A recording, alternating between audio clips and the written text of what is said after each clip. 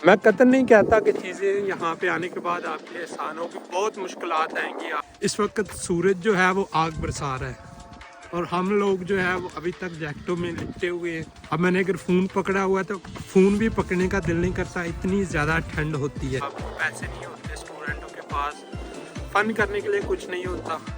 तो इस वजह से यहाँ वीडियो में मैं आपको सिर्फ ये बताऊंगा कि अगर आप पढ़ते हैं यहाँ पे फिनलैंड में बैचलर ऑफ नर्सिंग या मेडिकल की कोई भी फील्ड, उसके बाद यहाँ पे जब बंदा नया नया आता है तो बंदे के पास लोग जो होते हैं वो लड़कियों के पीछे भागना शुरू कर देते हैं और आहिस्ता आहिस्ता हम अपने मेन गोल से जो है वो हटते जाते हैं। तो मैं आपसे अपील करूंगा कि बैचलर ऑफ नर्सिंग पढ़ने के लिए आपको सबसे पहले अपने मुल्क से एक कॉलेज साथ ही, जैसा कि मैंने वीडियो के स्टार्ट में बताया कि ये वीडियो आपको कोई गाइड करने के लिए नहीं है कि आप। हेलो दोस्तों, welcome back to another exciting video from my channel. आज 26 अप्रैल है और आप मेरे पीछे अभी वेदर देख सकते हैं, मतलब फुल जैकेटें पहनी है अभी भी। और आप लोगों को भी रियलाइज़ होगा कि मैं अपनी सारी वीडियोस में इस चीज़ के बारे में बात करता हूं कि हमने अभी जैकेटें पहनी हैं। और मैं ये बात इसलिए करता हूं कि क्योंकि साथियों मेरे लिए ये चीज़ एक बहुत ही जो है ना, कहते हैं कि आउट ऑफ ब्लू चीज़ है कि पाकिस्तान में, इंडिया में या बांग्लादेश में या एशिया में इस वक्त सूरज जो है वो आग बरसा रहा है और हम लोग जो है वो अभी तक जैकेटों में लिपटे हुए हैं और बाहर निकलते हैं तब भी किसी चीज़ का मज़ा नहीं आता क्योंकि ठंड होती है, काम से स्कूल से छुट्टी होती है, तो फिर उस दिन भी कहीं पे बाहर जाने का दिल नहीं करता और दिल यही करता है कि बंदा बस कमरे में जो है वो लेटा रहे क्योंकि ठंडी इतनी ज़्यादा होती है। अब मैंने अगर फ़ोन पकड़ा हुआ है तो फ़ोन भी पकड़ने का दिल नहीं करता, इतनी ज़्यादा ठंड होती है, जिसकी वजह से आपने देखा होगा कि मेरे चैनल पे इतनी ज़्यादा वीडियोस भी नहीं आती आजकल क्योंकि ठंड में वीडियो बनाने का दिल ही नहीं करता मेरा। और आज की वीडियो में मैं मेन जिस मुद्दे पे बात करूँगा वो है फिनलैंड में स्टडी। आप में से काफ़ी दोस्तों के मैसेज आते हुए हैं, आप कमेंट सेक्शन में भी लिखते हैं कि फ़िनलैंड में स्टडी का क्या सीन है।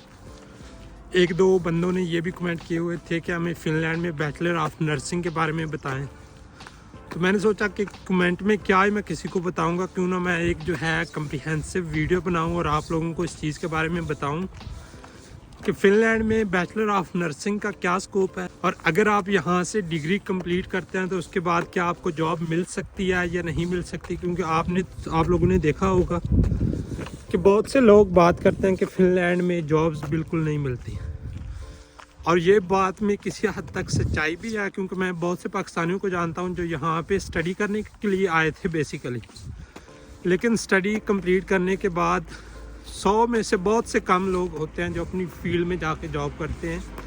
अदरवाइज़ मोस्टली लोग जो ज़्यादातर आते हैं यहाँ पे वो ऑड्स जॉब ही करते हैं अपनी स्टडीज़ के बाद।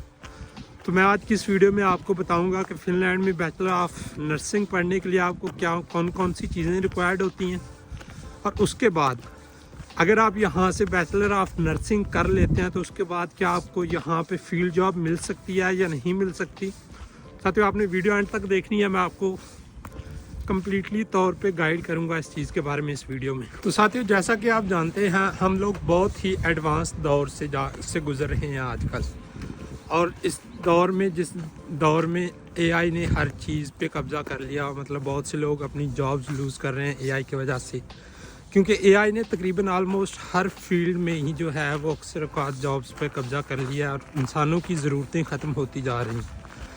लेकिन मैं पर्सनली फ़ील करता हूँ कि मेडिकल की फ़ील्ड एक ऐसी फ़ील्ड है जिसमें एआई शायद बहुत पीछे जाके जो है इस फील्ड को ग्रास्प करेगी एआई। तो नर्सिंग, बैचलर ऑफ नर्सिंग या मेडिकल की किसी भी फील्ड में, आप साइकेट्रिस्ट की फील्ड ले लें, आप साइकोलॉजिस्ट की फील्ड ले लें, तो ये कुछ ऐसी फील्ड्स हैं जो अभी कुछ आने वाले सालों तक जो हैं वो प्रोमिनेंट रहेंगी और इनमें इंसानों की ज़रूरत हमें पड़ेगी। तो इस लिहाज से ये गुड न्यूज़ है कि अगर आप इंटरेस्टेड हैं किसी भी ऐसी फील्ड में जो कि मेडिकल के रिलेटेड है तो आपका फ्यूचर अभी तक सिक्योर है। क्योंकि साथियों ऐसी फील्ड्स में एआई ने अभी तक बहुत देर बाद, अगर एआई आई भी तो बहुत देर बाद आके एआई इस फील्ड को जो है वो डोमिनेट करेगी। तो बैचलर ऑफ नर्सिंग फिनलैंड में बेसिकली पढ़ने के लिए आपको सबसे पहले तो अपने जिस भी कंट्री से हैं, पाकिस्तान से हैं, इंडिया से हैं, नेपाल से हैं या आपकी जो भी कंट्री है, तो बैचलर ऑफ नर्सिंग पढ़ने के लिए सबसे पहले तो आपको अपने मुल्क से कॉलेज की डिग्री चाहिए। कॉलेज की डिग्री इन सेंस जैसा कि पाकिस्तान की अगर मैं बात करूं तो एफएससी, और इंडिया और बांग्लादेश में भी मेरे को लगता है कि यही सीन है कि आपको कॉलेज लेवल की डिग्री तक ही चाहिए होती है अगर आपने यूनिवर्सिटी में जाके अगर बैचलर करना होता है। तो फिनलैंड में भी यही सीन है कि अगर आपने बैचलर पढ़ना है किसी भी फील्ड में तो सबसे पहले तो आपने पहले स्कूलिंग की हो अपनी, उसके बाद आपने अपने कॉलेज के 2 साल जो हैं वो कंप्लीट किए हों, उसके बाद जाके दोस्तों आपने उसके बाद देना है आइल्स का टेस्ट। और आइल्स के टेस्ट में अगर आपके नंबर अच्छे आ जाते हैं, मतलब आपके 6 बैंड्स आ जाते हैं, तो उसके बाद आप एलिजिबल हो सकते हैं।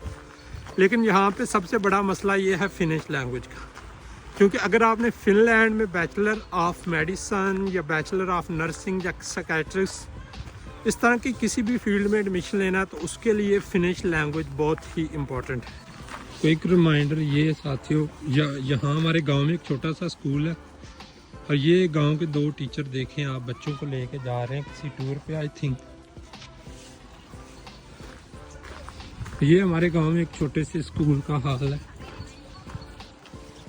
अब बच्चों को ये आई थिंक अभी ग्राउंड में लेके जा रहे हैं। तो साथियों फिनलैंड में बैचलर ऑफ नर्सिंग पढ़ने के लिए आपको सबसे पहले अपने मुल्क से एक कॉलेज लेवल की डिग्री, उसके बाद आइल्स के बाद साथियों आप टोफल या पीटीए का कोर्स भी कर सकते हैं। और आइल्स में मिनिमम आपके 6 बैंड आने चाहिए। और उसके बाद अगर आपने पीटीए करना है तो उसमें आपको मिनिमम 55 मार्क्स रिक्वायर होते हैं। और उसके बाद साथियों जैसा कि मैंने वीडियो के स्टार्ट में बताया कि ये वीडियो आपको कोई गाइड करने के लिए नहीं है कि आपने बैचलर ऑफ नर्सिंग अगर पढ़ना है तो उसके लिए आपने कैसे अप्लाई करना है। इस वीडियो में मैं आपको सिर्फ ये बताऊंगा कि अगर आप पढ़ते हैं यहाँ पे फिनलैंड में बैचलर ऑफ नर्सिंग या मेडिकल की कोई भी फील्ड, उसके बाद आपके पास जॉब्स अपॉर्चुनिटी क्या होती है। अगर आप इस फील्ड में स्पेसिफिक इस फील्ड में पढ़ते हैं तो उसके बाद आपके पास बहुत ही ज़्यादा अपॉर्चुनिटीज़ जो हैं वो अवेल आप कर सकते हैं। और मेडिकल की फील्ड में स्पेशली तौर पे अगर आप स्टडी करते हैं तो उसके बाद आपके लिए जॉब्स की अनलिमिटेड अपॉर्चुनिटीज़ जो हैं वो खुल जाती हैं। और यहाँ पे बहुत ज़्यादा जॉब्स हैं इस फील्ड में।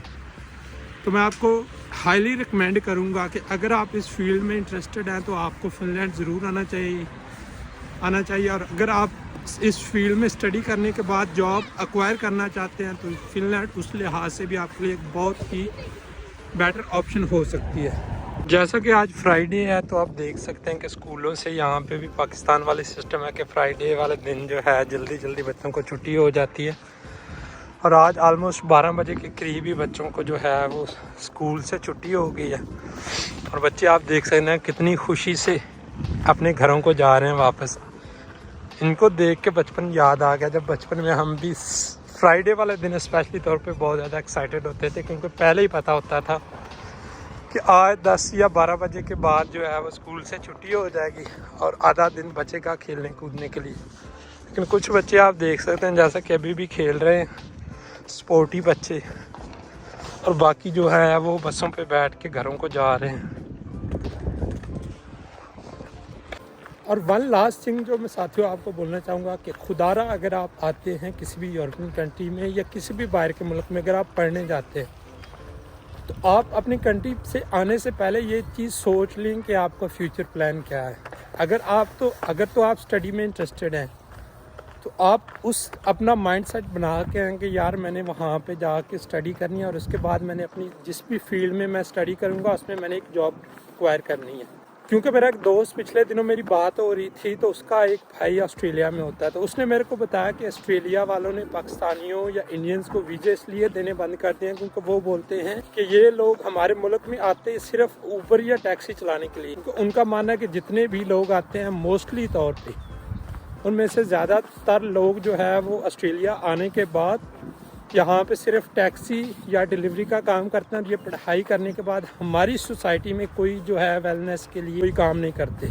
मैं कतई नहीं कहता कि चीज़ें यहाँ पे आने के बाद आपके लिए आसान होगी, बहुत मुश्किलात आएंगी, आपको पैसे नहीं होते, स्टूडेंटों के पास फ़न करने के लिए कुछ नहीं होता। तो इस वजह से यहाँ पे जब बंदा नया आता है तो बंदे के पास डिस्ट्रैक्शंस के लिए बहुत सारे रिसोर्सेज होते हैं।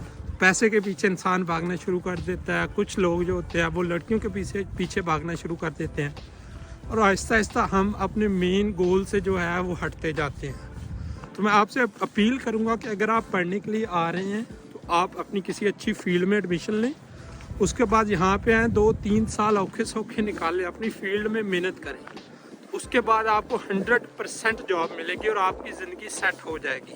लेकिन अगर आपका मकसद है यहाँ पे आना, यहाँ पे आके सेटल होना और आप नहीं चाहते कि आप कोई फील्ड जॉब करें, तो किसी भी फजूल सी फील्ड में एडमिशन लें आप, और एडमिशन लेके यहाँ पे आने के बाद आप अपनी स्टडी शुरू कर दें।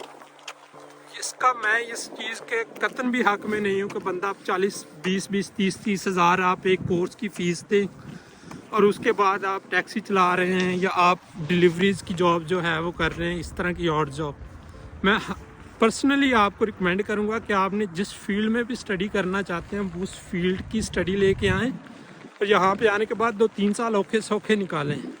जैसा कि अगर हम बात कर लें बैचलर ऑफ नर्सिंग की बात कर लें, मेडिकल की फील्ड की बात कर लें, तो मेरा एक दोस्त हॉस्पिटल में काम करता है, वो मेरे को बता रहा था कि उसकी जो हेड नर्स है वो बोलती है कि अगर तुम्हारे पास 100 नर्सें हैं तो उनको भी लेके आ, मैं उनको भी यहाँ पे काम पे लगवाऊंगी। स्किलफुल बंदे की हर जगह पे ज़रूरत है।